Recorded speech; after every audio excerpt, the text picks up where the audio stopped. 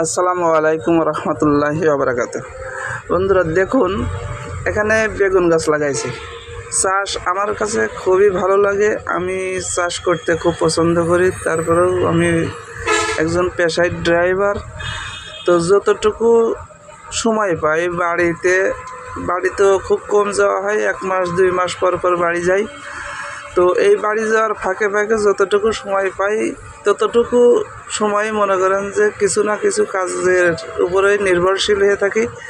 বাড়ি যেয়ে বসে থাকতে ভালো লাগে না, তাই এখানে একটা লেবু গাছ লাগাইছি, বাদামি লেবু। আমাদের ভাষায় আমরা বলি বাদামি লেবু, কিছু কিছু জায়গায় বলে সেলম, কেউ কেউ বলে বাদাম।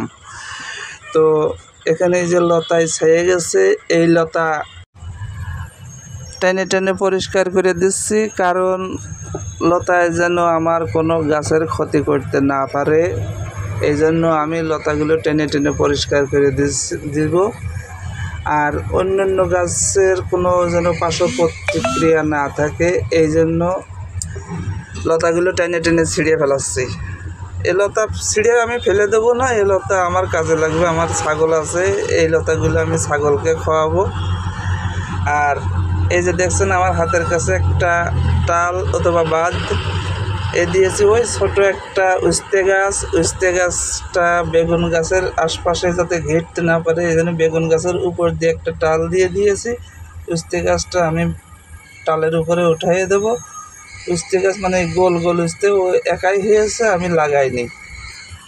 তো বন্ধুরা, এই যে দেখছেন বাড়ির ফাঁকা জায়গায় লিচু গাছ, আম গাছ, কাঁঠাল গাছ, অনেকগুলো সবেদা গাছ, পেয়ারা গাছ, বেশ কিছু ফলের গাছও আমি লাগিয়ে রেখেছি।